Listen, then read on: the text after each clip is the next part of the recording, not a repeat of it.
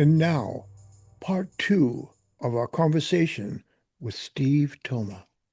Now you're doing this stuff in 19, you're 22, 23, right? Right.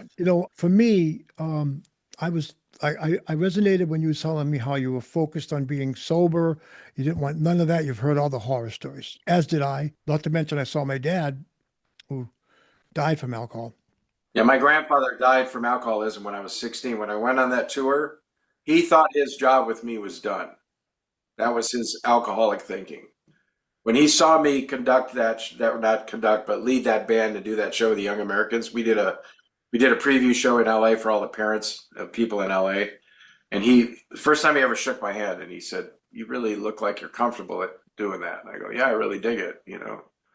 And he thought he was done, and he literally drank himself to death when I went on the road. Wow. Wow. So, I mean, in my story, I mean, I'm really grateful for where I am now, but it took a good 7 years of my life dealing with I guess it was self-medicating. Right. That's what I went through.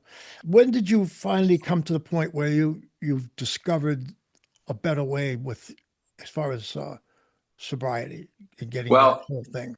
I was for all intent, I was like a normie, once in a while drinker. I hit off a joint, which I never cared for.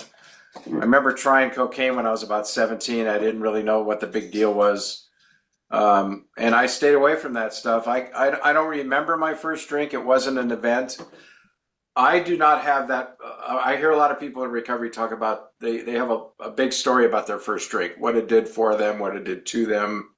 I don't have that experience. I did not drink or drug to reduce my anxiety or my fears. I'm ready to rock. I'm ready to go. I was not fearful. Sometimes to my demise, I should have been a little bit wiser and more mature and fearful of certain things, but I was just moving forward, man. And all these gigs I was doing, and I was a busy guy. As I kept kind of rising in the ladder of my own ambition of like what I wanted to do, started making records, which the Doc gig led to the gig with Andy Gibb, which led to the gig with Tom Jones, which led to the gig with Doc Severinsen.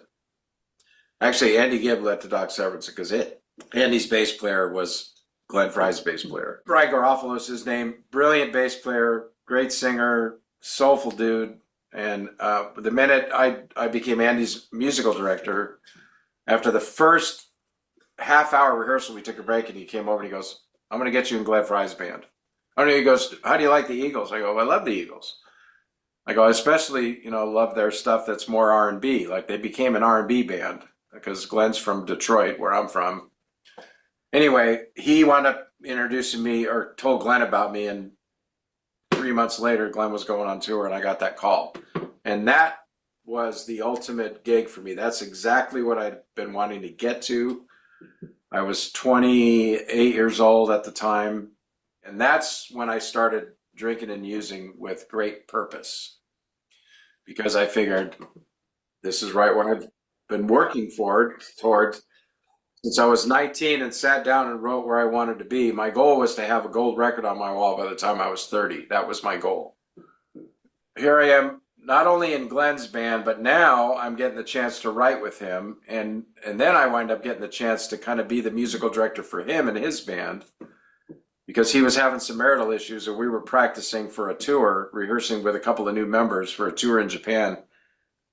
He called me from a Learjet, which this is 1986, so it was probably like a $300 phone call. He said, "I got to go to Aspen and try to save my marriage. I need you to get this band whipped into shape for Japan." I'm like, "Okay."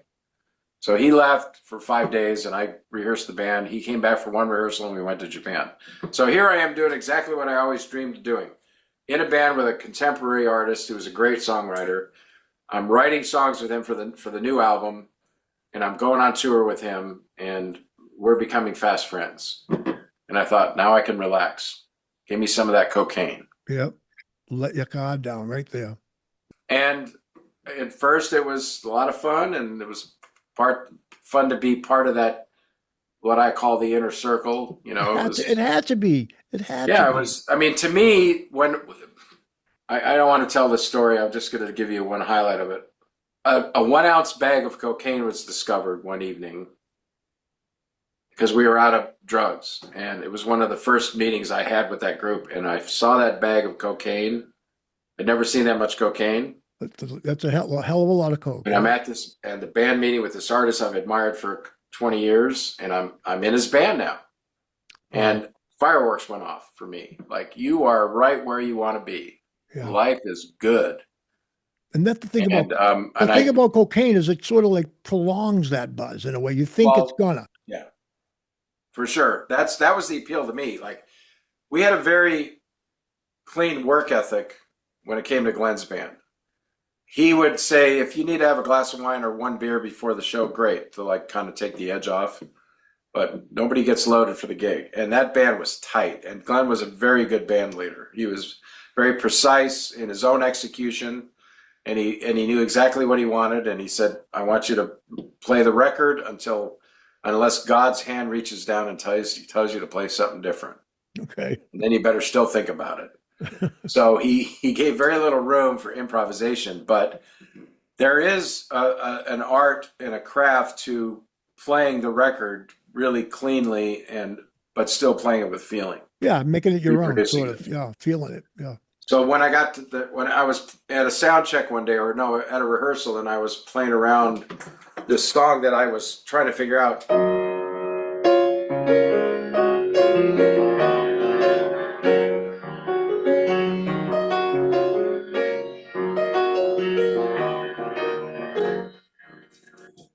Not necessarily what you would think of as a Glenn Frey song, but he heard that and he loved it. And he said, what is that? I go, that's something I'm trying to figure out, trying to finish. And so we were in the midst of a lot of commitments we had to fulfill. He goes, don't forget that. I want to finish that song with you. And about a week, or whenever got done what we had to do, a couple of weeks, he sent me a ticket to Aspen. I flew to Aspen where he was living, and I spent 3 days writing songs with him. Glenn was in a weird place, and this particular song is called It's Your Life. He wrote the lyrics. I did not have a hand in that. I wrote the melody and the chords, and I did the orchestration, and I did the arrangement on a little 4-track. I forget what they call it. They had some name for it. Anyway, I had an Anvil briefcase, and it was set up for that player, a little portable speaker, and a microphone, and a direct box. And I brought that to Aspen with me. I got stopped by whatever the airport security was, because I was in a leather jacket. I looked like a rock and roll dude. I looked like a cocaine dealer is what happened. So anyway, so this actually all ties in. So I had gotten clean and sober in June of 1986. I had this brief period of recovery of 15 months where I was going to meetings. I had a sponsor, but my sponsor was doing movies. He was an actor. And I was 6 weeks or 2 weeks after I got sober, I went back on the road with Glenn Frey, the guy that I actually loved getting high with. I mean, that was like where I became a real drug addict in that band. And I went up to Aspen to write with Glenn during that first sobriety. I got sober in June, and in September is when I flew to Aspen, and I brought this leather jacket. So Glenn said, hey, bring a jacket because it's getting cool at night. This was like the middle of September, which is, in LA, it's like 110 in September. But in Aspen, it's starting to get fall. So I brought this leather jacket, and I get stopped by a security guy who's a plainclothes guy, and he says, where are you going? I said, can I see your ticket? I'm like, okay, give my ticket, Aspen.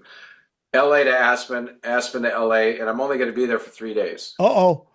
That's a red flag. Okay, we need to go into a private room, and I need to inspect your briefcase. What do you got in there? I said, I have recording equipment. Oh, boy. He goes, is it yours? I go, yeah, it's mine. I'm going there. I'm going to Aspen to write with one of my songwriting partners. And he takes me into this room, and he opens up has me open the briefcase, and he pulls everything out to see if there's any false bottoms and all that shit. Nothing in there, but what I mentioned to you guys is in there. And he asked me to take my jacket off, and I freaking panicked. Oh boy! Because I remembered this particular jacket. It was my favorite leather jacket. It had a fur lining that you could zip in and out, and I used to wear it in Aspen when it was the dead of winter, and it was a great jacket. Yeah. But the fur lining was out of it. But I knew there was a little hole in the right pocket.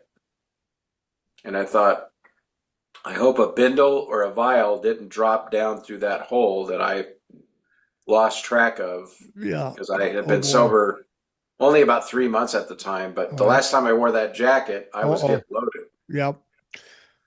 So I had a little panic. I don't think it showed because the guy didn't suspect, but he went through that whole jacket and felt every square inch of it. I go, can I ask you why you stopped me? And he goes, well, you're only here for 3 days. You Yeah. and matched the description of a known cocaine uh, Trafficker. Yeah. trafficker. Yeah. Yeah, and so we got to stop everybody that I go, Fits that description. yeah. So anyway, he was very respectful, but I definitely was under the gun there. That reminds me of one thing that happened to me. We were going to New York to Hit Factory to do some work recording, and he gave me the masters to take. And they were 2.5 inch ones. They weren't even mixed down or anything. They was just the masters. And I'm taking them through the airport, and they wanted to put them through a detector or something. And I'm at the time uh, uh, on Peruvian flake, so I am omniscient, You're amped. Yeah. and I'm saying, you cannot possibly do that to these tapes. That's my life on these tapes. They will be erased. You know, I took a little fit. Wasn't good. Got a lot of attention. And then we did eventually get through and make it get on the plane, and everything was fine. But boy, I was stupid, man. I was a dummy. But it reminds me of that airport thing you went through. I mean, but you were sober. At least that you had that going on. Yeah, right. You didn't freak out. I've only been searched since I got sober. That's wonderful. It happened 2 or 3 other times on the road with Fleetwood Mac, which was hilarious because I'm like the cleanest guy around, and Right. I'm the one.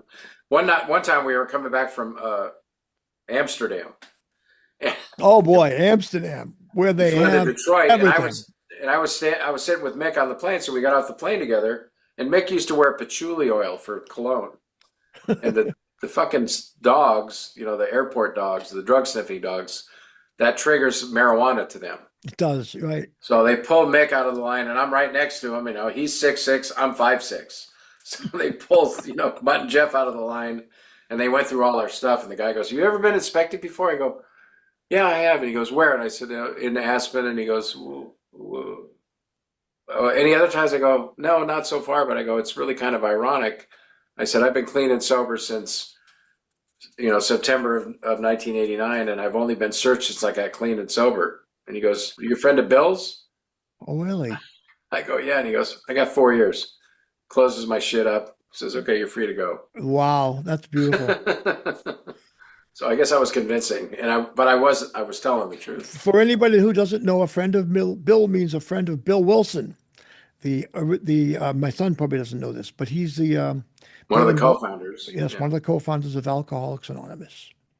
And that's a code when you're flying. I used to do that a lot.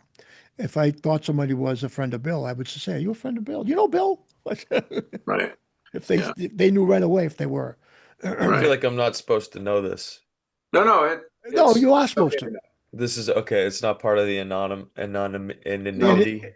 You know, Well, the anonymity is only as long as somebody is alive. Like my job is to protect your anonymity at any cost. Like if somebody were to ask me, "Hey, how do you know Vernon West?" I would say, "Oh, we discovered we have a bunch of mutual friends."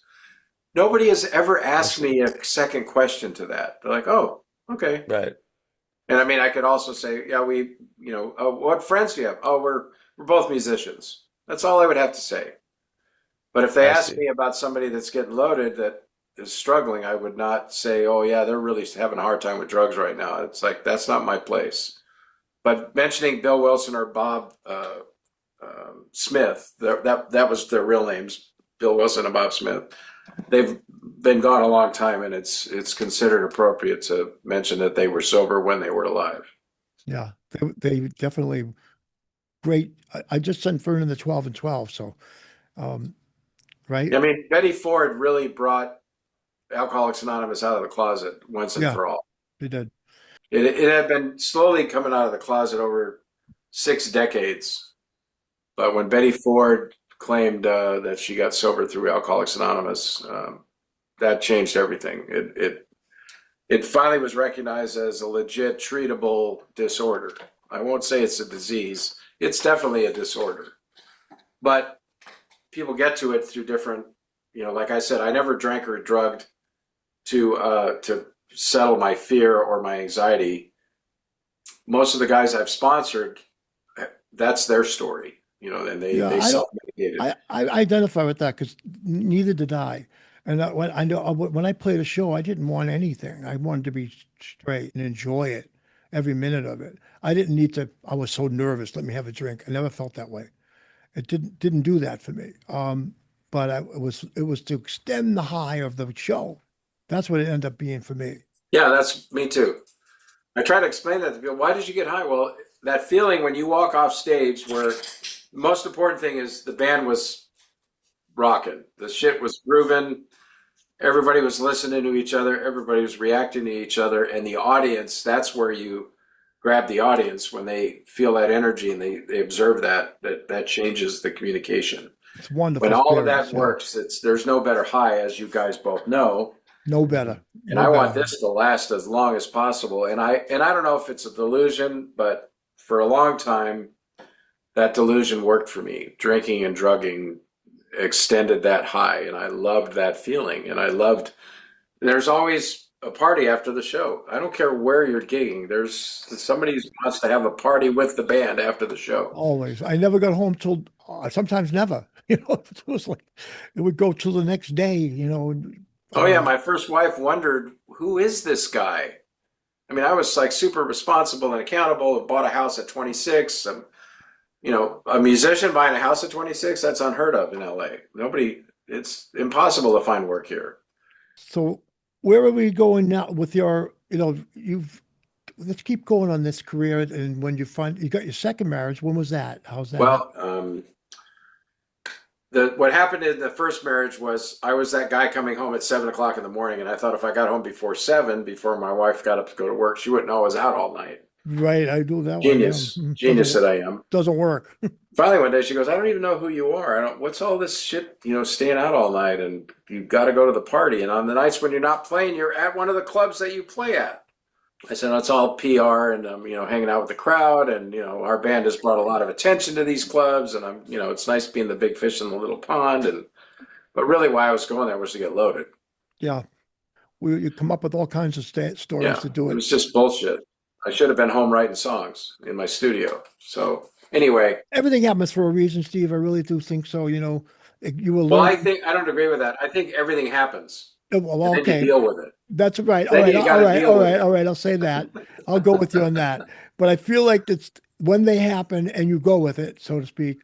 For some reason, everything worked out to be here where we are now. Is what I mean. I guess the stuff that I've been through has become really the foundation for helping another person, because I've been through that stuff. So once you've been there, you can turn that stuff into gold. It becomes something useful. But do I think it was for a reason? Do I wish it could have been different? You better believe it. But I think that I'd be lying if I said otherwise. That's the hardest thing about dealing with that stuff is that. Well, one of the problems for me was, I went to, as you guys know already, I went to Catholic school for 12 years, and I was an altar boy, and I did all the things a good Catholic kid's supposed to do. So was I. But I never felt a spiritual connection. I always wanted it, and I come into AA, and there, when I came into AA, when you came into AA, there was a whole lot of God talk, and it was, yeah. I was told not to worry about it. One of the guys I was in treatment with told me. I asked him why he kept coming back because this guy was relapsing for like 20 years. I said, "Well, you keep coming back and life gets good and then you go out again." I go, "Why do you keep coming back?" He goes, "Well, the reason I go out is because, my life gets really good and I drift away from meetings and I don't call my sponsor. And one night, it sounds like a good idea to get loaded again." And his drug of choice was heroin. He loved heroin and drinking wine. So I said, "But why do you keep coming back?" And he goes, "Well, the reason I disappear is because the God thing really bugs me." He was 14 years old when he stole his stepfather's car and ran away from home. And the reason he ran away from home is because the stepfather would get drunk and beat up his mom and him. He was a violent drunk. And the only way he could get away from it was stealing the guy's car and leaving. And at that time, they didn't have any juvenile facilities. So this 14-year-old kid got thrown into prison with the adults. This was in the late 50s. So you can imagine what happened to that 14-year-old kid with pretty blue eyes. Oh my God, yeah. So I said, why do you keep coming back? He goes, well, I got a problem with the God thing. And he said, but I keep coming back because they told me, when I've shared this with other people, they said, well, just believe that we believe. I heard the same thing. That rings so many bells. That was what I heard Yeah. when I first came in, actually. I had Yeah. been in and out a few times. Well, I think that's part of most people's story. I came in once and had a 2-year relapse. And I knew the night I got loaded, the first night, that it was a huge mistake. And I started thinking about calling Brian the minute I got home. And I knew it was a mistake. And all the stuff that I had heard in meetings that I didn't relate to all of a sudden made sense to me. But I didn't realize the power of alcoholism and addiction in me. And I had 2 more nights on the road after that first night I went out. And I got hammered all 3 nights. And I never drank like that before. So when they say we have a progressive disease, they're not kidding. I can tell you exactly that my disease was at about 40% when I started my relapse, and it went to like 200% during my 2-year relapse. So it progresses whether you're sober or not. It really truly does. That's the thing. And that anybody that's ever had a problem with God has been told, well, just think of the gift of desperation, or think of the good orderly direction you're right, getting in exactly. AA. Yep. Think of the group of drunks as your higher power. Right. Just believe that we believe. And I did all that shit for over 30 years. And I call it shit because it's shit for me. If you've got a higher power that you're connected with, right on. I am all in for you on that. I'm saying stick with whatever works for you. That's the thing about recovery. Everybody gets to wear their recovery a little differently. When I started the Rule 62 meeting, which you're familiar with, which is, I think, the best meeting I've ever been to, and I've been to thousands. Really, it is the best one. It really is. There's a lot of great. And I know why. It hit me today, actually, when there was a reading at that particular meeting that told me that the starter of that particular meeting, which is you, I really believe that was where it started, with your solid understanding. And it was so, I just said, I believe in that. I actually believe that, I don't know, I'm going to say this crazy thing that when I was into cannabis, I used to think that whoever was growing it affected the weed. And if you had a good grower, the weed would have a good, gentle high, right? I feel that way about AA meetings. Like, who started that meeting has a whole big, giant effect on the results of what that meeting is doing. And that meeting, for my money, is so precious. It really is. Well, I'm glad you're getting a lot out of it. I mean, that meeting started, one thing started that meeting, desperation. I'd had a hernia operation on March 16th, and that's the day they shut everything down in LA. All the churches were shut down. There was no public gatherings. Yep. And I thought, March 16th, after 4 years of recuperating, 3 days. Don't go anywhere. March 16th, just to parallel this story here, I was in the hospital, and I had been told in 2020. Absolutely, when the pandemic started. Okay, that's 2020. Yeah. Yeah. March 16th. I remember when it was on the radio. Oh, wow. And my wife said, "This is bad, honey." Yeah. And a week later, she was told she couldn't come visit me. And I stayed there till September. Wow. Yeah. And it was like, that's when I beat leukemia.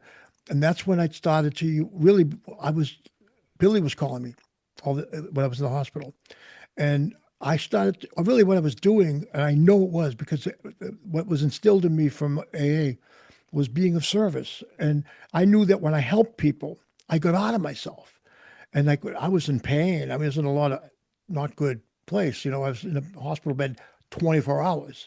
But that's how parallel. That's just so bizarre that we have that connection. And we're so parallel that you were doing that thing with the operation. I'm sitting in the hospital. We're both going through some sort of medical thing. You know what I mean? However extreme or whatever. Go ahead now. Finish your end. So I know my end. I want to hear your end. No, I want to know more about both of your stories.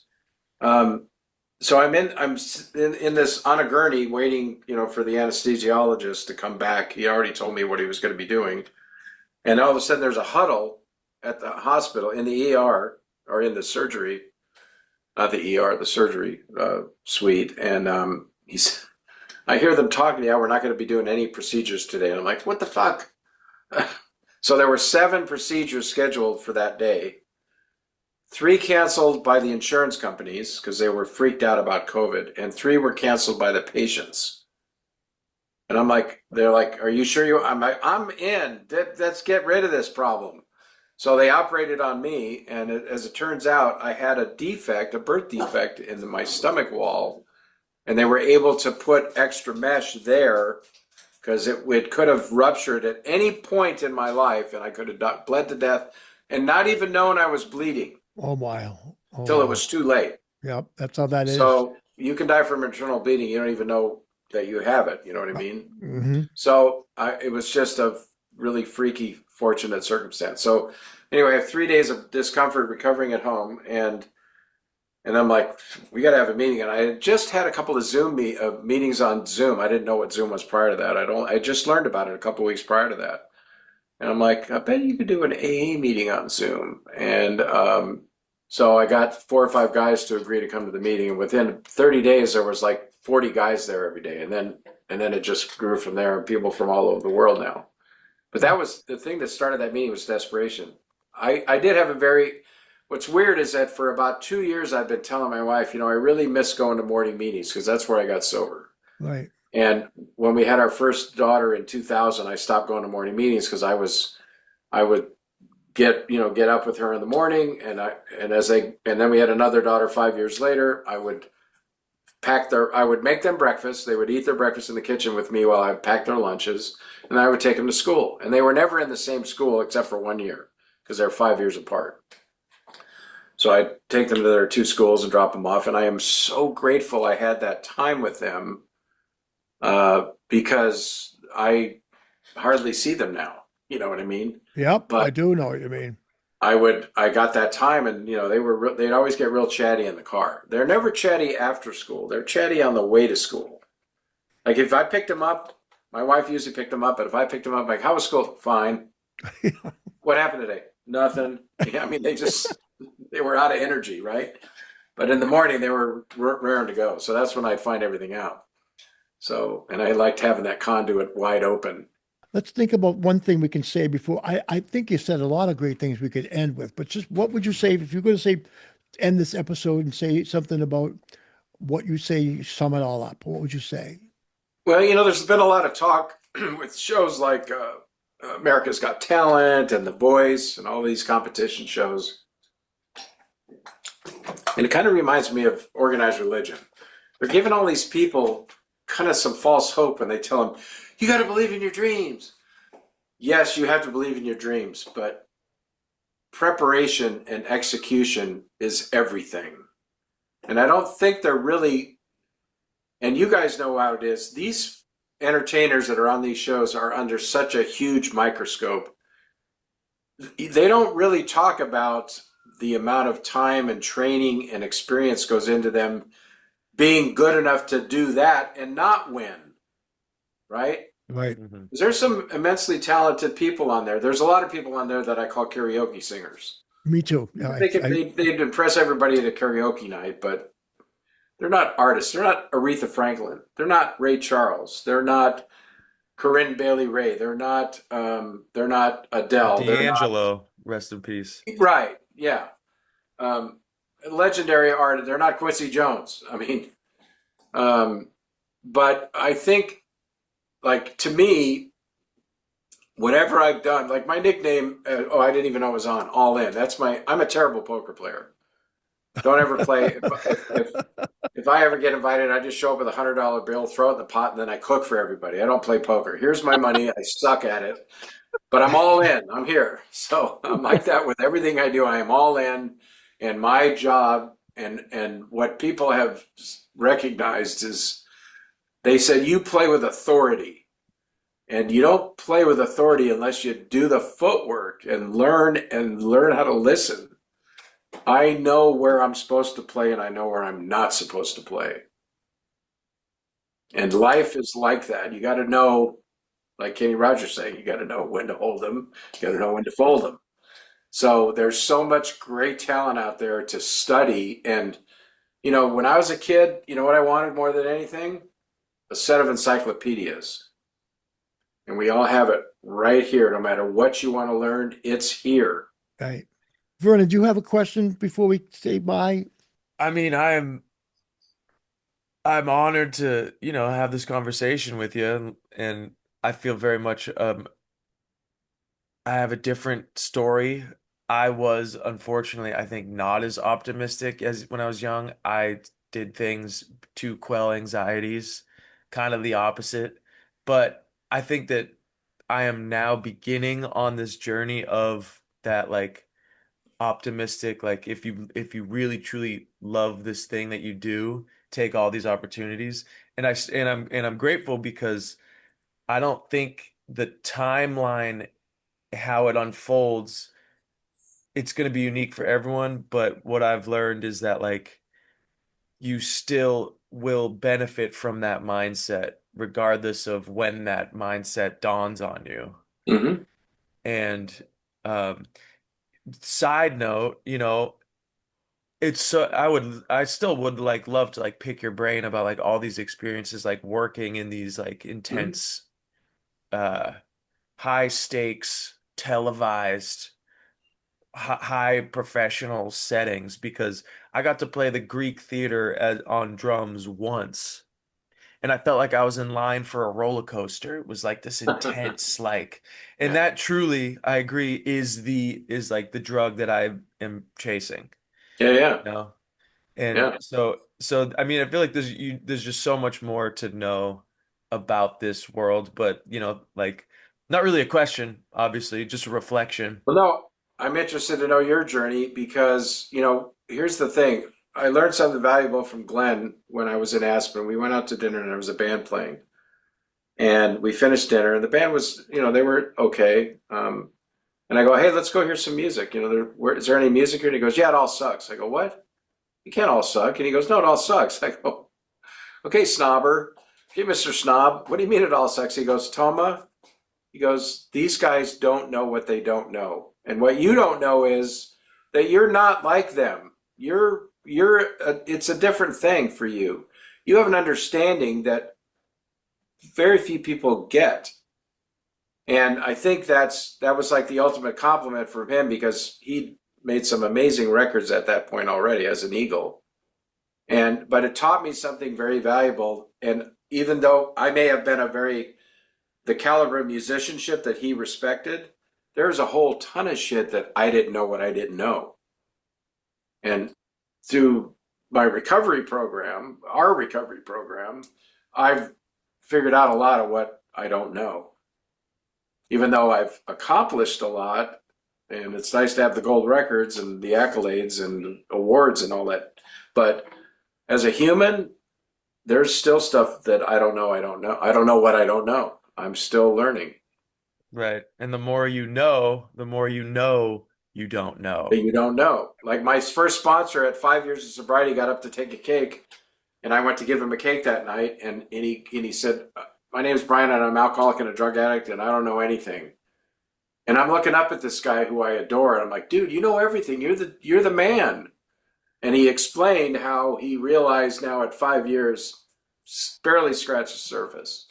And I've never forgot that. And at 36 years of continuous clean and sober time, I feel like I'm still scratching the surface. And I'll say, in music, I have certain things that people, tell me I'm good at, certain things I believe in myself about, but it is like this process of like constantly like try not to compare, trying not to talk down to yourself. The more you grow and the better you get, the more those voices kind of come in because of that thing, because you're all of a sudden even more aware of that final 5% of like skill or professionalism or work ethic that is like the hardest to get. It's just so I don't know. It's a Well, dude, never ending a saint process. is a sinner who just keeps trying. Ugh, Yep. As amen. long That's it. I mean, it's like I had to. What prompted me to even start playing again recently was 2 years ago when I played Christmas carols with my family, and I sucked. Now they didn't know that I sucked, but I knew my chops were gone. I mean, I could sit here right now and play Christmas carols from memory, and it's not going to be up to par with how I want to play. But that made me realize, hey, do you want to still have this skill? Because you don't have it right now, and you did it for 60 years of your life, and it's gone.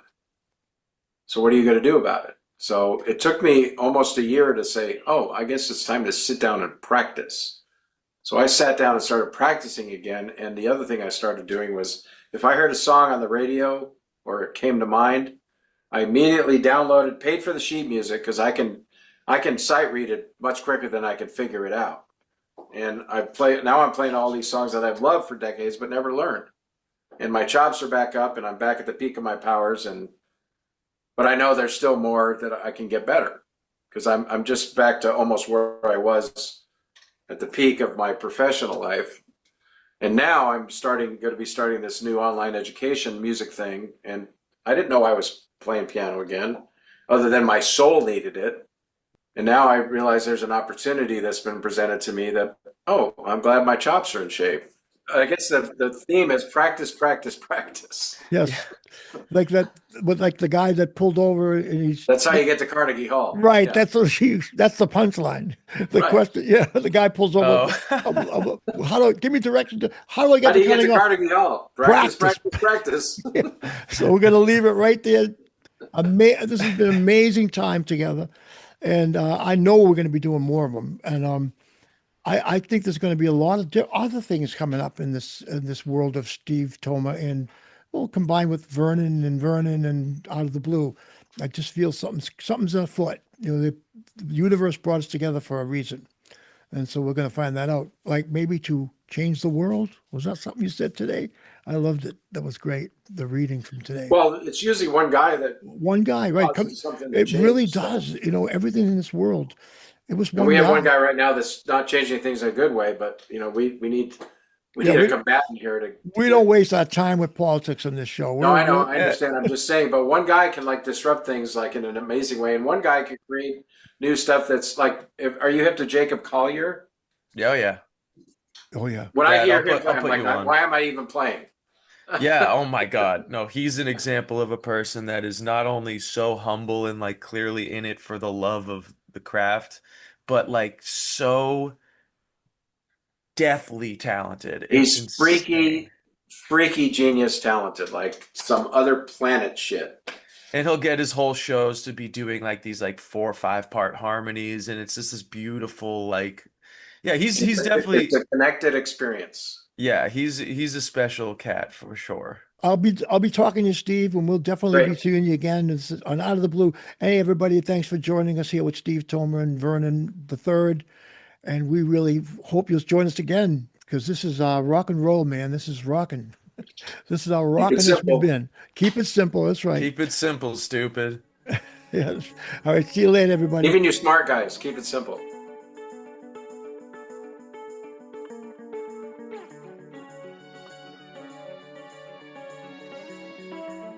Out of the Blue, the podcast, hosted by me, Vernon West, co-hosted by Vernon West III, edited by Joe Gallo, music and logo by Vernon West III. Have an Out of the Blue story of your own you'd like to share?